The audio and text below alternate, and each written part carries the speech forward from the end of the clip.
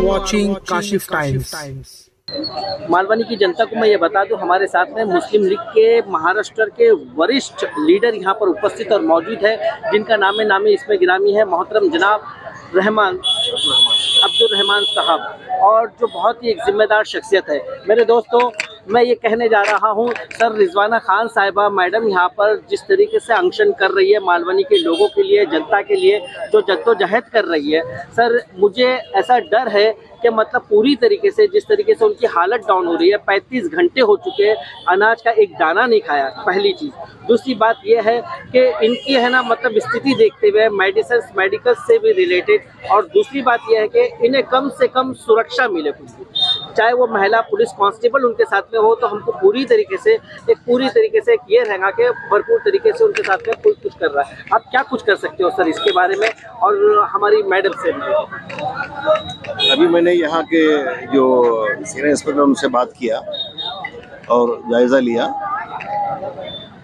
और जहाँ तक का यह मसला है, ये मसले के लिए इन्होंने यहाँ पर ये हंगर स्ट्राइक स्टार्ट किया है। ये मालवनी के लोगों के और ये जो लोग इस रास्ते से आना जाना करते हैं उनके लिए इन्होंने ये बहुत बड़ा जोखिम उठाया है, क्योंकि हंगर स्ट्राइक बहुत बड़ा जोखिम है। और अभी 33 मतलब 35, आपने कहा कि 35 घंटा हो चुका है। जैसे आपने कहा जो सुरक्षा की बात की आपने, मैं वापस सीनियर इंस्पेक्टर से बात करूंगा इस बारे में, मेरा जो आपका जो फिक्र है उन तक पहुँचाऊँगा। और मेरा आपके माध्यम से यहाँ के आवाम से ये गुजारिश है कि ये कोई मामूली मसला नहीं है। इन्होंने अपनी जान पर खेलने का फैसला किया है, हंगर स्ट्राइक का जब वाला फैसला किया है, और 35 घंटा जैसा आपने कहा 35 घंटा हो चुका है। यहाँ के मालवानी के लोगों को इनका भरपूर हर तरीके से साथ देना चाहिए। आप लोगों के हक की लड़ाई ये लड़ रही है। और एक बात अभी मेरे सामने ये आया है कि एक रिस्पॉन्सिबल अधिकारी ने ये कहा कि ये बीच तोड़ने के बारे में बातें क्यों किया जा रहा है, तो उन्होंने कहा कि स्ट्रक्चर जो है गाड़ियों का, बाइक वगैरह जाने के लिए इतना ताकतवर नहीं है। तो मेरा उनसे गुजारिश है कि आप अगर ऐसा ताकतवर नहीं, स्ट्रक्चर का कुछ मसला है, स्ट्रक्चर का ऑडिटिंग करवाइए, और ऑडिटिंग करा करके वाकई अगर ऐसा है, और मैंने सुना कि 2 साल पहला ही इसमें 6.5 करोड़ रुपए खर्चा किया है ये ब्रिज के ऊपर, और तब ये सब कोई मसला नहीं था। और उन्होंने बोला कि बहुत कम से कम 20 साल ये रैंप चलेंगे, कोई नुकसान उसको होगा नहीं, तकलीफ होगा नहीं। ये सब बातें जो है बहुत ही शंका पैदा करने वाली बातें हैं, और मेरे ख्याल से इसके पीछे कुछ बड़ा राज है जो वक्त के हिसाब से खुलेंगे। और जब यहाँ मालवानी के लोगों को पता चलेगा। सर अभी आपने जो मेंबर ऑफ पार्लियामेंट से बात की है वो कौन थे और क्या कुछ बात की है उसके बारे में थोड़ा सा हमें बताएंगे, और रिजवाना मैडम ने भी जो बात किया है उसके बारे में भी थोड़ा मैंने जो बात जिससे मैंने करवाया हमारे राज्यसभा के MP एडवोकेट हारिस बिरान था, और इस बार जो है राज्यसभा का MP बना है। मैंने उनका हिम्मत अफजाई के लिए उनसे बात करवाया, और उन्होंने उनको प्रॉमिस किया कि कागज वगैरह भेजिए, हमसे जो हो सकेंगे, जो दरवाजा टोकना हम भी उसके बारे में टोकेंगे, ऐसा करके उन्होंने इनको आश्वासन दिया। सर दूसरी बात ये, क्या पार्लियामेंट में इनकी आवाज उठ सकेंगी? ये सवाल ये अभी पेपर्स हम लोग भेजेंगे। एक्चुअली ये असेंबली का मसला है, महाराष्ट्र का मसला है। अगर कोई चांसेस अगर है तो जरूर इसका बारे में उन्होंने इनको वादा किया कि भाई जो भी मेरी तरफ से जो करना है वो मैं करूँगा। और हमारे साथ में रिजवाना खान साहिबा भी मैडम यहाँ पे मौजूद है, लेकिन मैं उनकी हालत देख रहा हूँ, पूरी तरीके से उनके सर में दर्द से लेकर पूरी तरीके से कमजोरी छा चुकी है, लेकिन फिर भी मालवनी के हित में, हक में भरपूर तरीके से आवाज़ उठा रहे। वो क्या कुछ कह सकते हैं, हम उनसे सुनना चाहेंगे उनकी ज़बानी।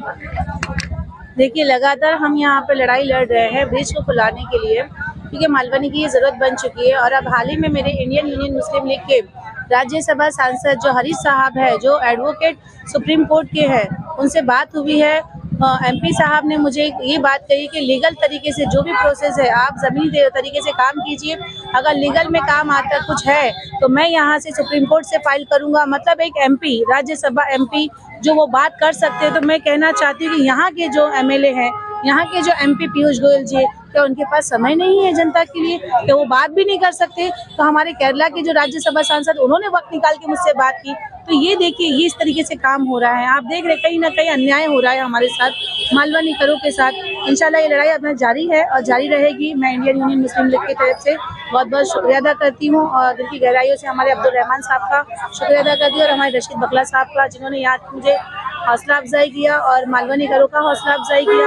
इसी तरह से लड़ाई आगे रहेगी, क्योंकि इंडियन यूनियन मुस्लिम लीग जो है मुस्लिम दलित पिछड़े तबकों की आवाज़ बनी बैठी है देश में। आज आप देख रहे हैं देश में 52 से रजिस्टर्ड पार्टी है, ये 1952 से रजिस्टर की हुई पार्टी है।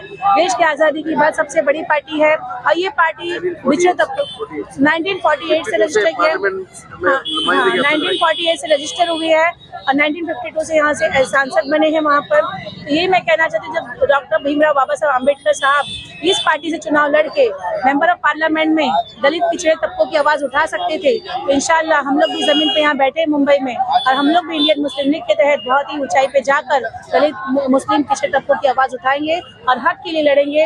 इंशाल्लाह लोगों के हक को दिला के रहेंगे, जैसे आज हम ब्रिज के लिए यहाँ पे। मैडम, सवाल वापस से मैं घुमा कर यही पूछने जा रहा हूँ आपसे कि आप पिछले 35 घंटों से कुछ खाया नहीं पिया नहीं, तो क्या कोई भी शासन प्रशासन का कहीं कोई अधिकारी वरिष्ठ ऑफिसर्स यहाँ पर आपके पास आकर कुछ आपसे बातचीत किया है या नहीं किया है, और आपको अभी तक के मेडिसिन से क्या कुछ मिला है लाभ, वो उसके ऊपर कुछ चर्चा?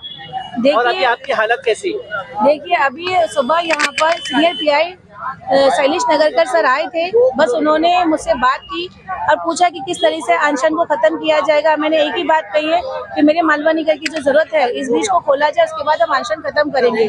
और उसके बाद जो है मेडिकल की कोई सपोर्ट नहीं मिली और 24 घंटे में मेडिकल रिपोर्ट होना चाहिए था, लेकिन 24 घंटे बीत चुके हैं, 36 घंटे हो चुके हैं। मेरे सर में बहुत दर्द हो रहा है और मुझे बात करने की भी क्षमता नहीं, मेरी आंखों से पानी आ रहा है। तो यही मैं कहना चाहूँगी कि मेरे मालवनीकर मेरा साथ दे और हम सब मिल के ब्रिज की लड़ाई लड़ रहे हैं। ये मेरे अकेले की नहीं, मेरे मालवनी की लड़ाई है।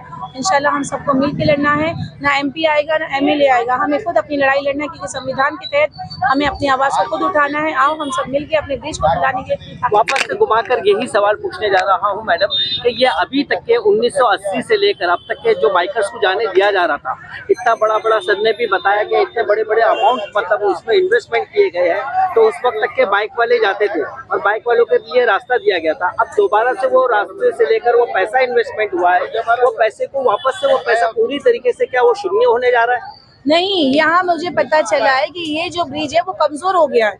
वरिष्ठ अधिकारियों से जब बात हुई तो बोलते ये ब्रिज कमजोर हो गया, बाइकर्स नहीं जा सकते। अगर बाइकर्स नहीं जा सकते, आप दूसरा रोड टाइम लगेगा देने के लिए, तो इस ब्रिज का स्ट्रक्चर ऑडिट निकाल कर उसको रिपेयर किया जाए, जब तक इस ब्रिज को चालू किया जाए। हम इस ब्रिज को चालू करा के रहेंगे, चाहे बीएमसी कोई भी बहाना बताए। ये गलत तरीके से मालवनीकर को निशाना बनाया जा रहा है, कहीं ना कहीं मालवनीकर को ऐसा दबाया जा रहा है कि जैसे अंग्रेजों ने गुलामी करवाई थी उससे भी ज्यादा तो जुल्म पे जुल्म ढाए जा रहे हैं। कहीं एक पक्ष की बात सुन के, कहीं एक सरकार में जो बैठे हैं लोग उनकी बात सुन के हमें दबाने की कोशिश कर रहे हैं। जिस अधिकारी ने मतलब टेंडर पास करवाया था, तो क्या उसने कुछ आश्वासन दिया था, लिमिटेशन वगैरह दिया था, उसके बारे में कुछ जानकारी आपको? नहीं। टेंडर इतने टाइम तक के चलेगा और ये ब्रिज की इतने साल की गारंटी इतने साल तक के चलेगा, उस पर कुछ माहिती है आपको? वही रिपोर्ट में अभी आला अधिकारी जो यहाँ पर आएंगे उनसे मैं मांगूंगी कि यहाँ पर कितने साल का अभी टाइम समय है वो बताइए। अगर ये कमजोर हुआ है तो उसका स्ट्रक्चर ऑडिट करके इसको रिपेयर कराइए, लेकिन आप रोड बंद नहीं करा सकते। ज्यादती हो रही है मालवनीकर के साथ। कहीं ना कहीं एवरशाइन की तकलीफ को देखकर एक लेटर आया था गोरेगांव आरटीओ से, उस लेटर की विनती पत्र को देखकर इन्होंने रोड को तोड़ दिया। तो मालवनी की तकलीफ को देख के क्या रोड चालू नहीं कर सकते? इनको चालू करना पड़ेगा, क्योंकि मालवनीकर भी टैक्स भरता है, मालवनीकर भी यहाँ पे मजबूत है। ऐसा ना समझे कि मालवनीकर कमजोर हो गया। हम जिंदा है, जिंदा दिली की मिसाल देंगे, इसीलिए हम यहाँ बैठे और अपनी आवाज को यहाँ के। और एक बात बता दो आपकी न्यूज के माध्यम से, यहाँ के एमएलए भी मिसिंग हो चुके हैं। 4 दिन से वो आ चुके हैं, लंदन कहीं गए थे, बाहर सुनाई दिया था, लेकिन वो भी इस ब्रिज के ऊपर कोई शब्द नहीं कहना चाहते। तो मैं कहना चाहती हूँ कि चुनाव उन्होंने लड़ा था 3 माले का डर दिखा के, ये कह के कि भाई नहीं आएंगे तो 3 माला टूट जाएंगे। मैं पूछना चाहती हूँ भाई से कि भाई आप जीतने के बाद आपने तो रास्ता ही बंद कर दिया, ये कौन सी दोहरी रास्ता? वो 288 आमदार है जो महाराष्ट्र असेंबली के अंदर, तो उन 288 आमदारों से और प्लस इंक्लूडिंग मतलब सीएम साहब से आप क्या कुछ कहना चाहते हो वो कहिए। एक आमदार की बात है, 288 आमदार है महाराष्ट्र राज्य के अंदर। एक आमदार ने बड़े यहाँ पे वादे करके यहाँ पे चुनाव लड़े थे, लोगों ने वोट दिए थे, इसलिए मुझे उनका नाम लेना पड़ता है। 288 पे तो मैं क्यों सवाल उठाऊं? मैं यहाँ के मुख्यमंत्री पे सवाल करना चाहती हूँ। क्या देवेंद्र फडणवीस साहब, क्या एरिया आपको नजर नहीं आ रहा है? लगातार मैं बार ट्वीट पे टैग कर रही हूँ कि मुख्यमंत्री साहब इस चीज पे संज्ञान ले। क्या मालवनी की जनसंख्या वोट नहीं डालती? मालवनी की जनसंख्या टैक्स नहीं भरती? तो आपको इसको नजर में रखते हुए इस ब्रिज को चालू करके देना चाहिए, क्योंकि एक रोड अगर चलेगा तो बहुत से हादसों का सामना करना पड़ेगा मालवनी की जनता को। तो बस यही निवेदन करूंगी, और यहाँ के जो MP है पीयूष गोयल जी, उनको भी निवेदन करूंगी कि कहीं ना कहीं आपका भी यहाँ पे ये साठ घाट नजर आ रही है, तो पीयूष गोयल जी गरीबों की जनता देखिए और गरीबों का साथ दीजिए। एक आखिरी का क्वेश्चन के मालवनी की जनता, NGO जितने भी लोग हैं, क्या वो आपके साथ में आना चाहिए? उस पर आप क्या कुछ कहना चाहोगे? जरूर आना चाहिए। मालवनी की जितनी NGO ने पत्र दिया था, वहाँ पर मैंने देखी हूँ, लेटर देने गए थे लोग, कुछ लोगों ने बहुत सारी बातें की थी, सारे कुछ लोग आए हैं मेरे पास, और जो लोग नहीं आए हैं वो लोग भी आइए आगे बढ़ के। ये लड़ाई रिजवाना खान की नहीं है, ये लड़ाई मालवनी कर की है। तो सारे NGO और सारी पार्टी के जो कार्यकर्ता सब यहाँ से जाते, किसी एक पार्टी की भी लड़ाई नहीं है।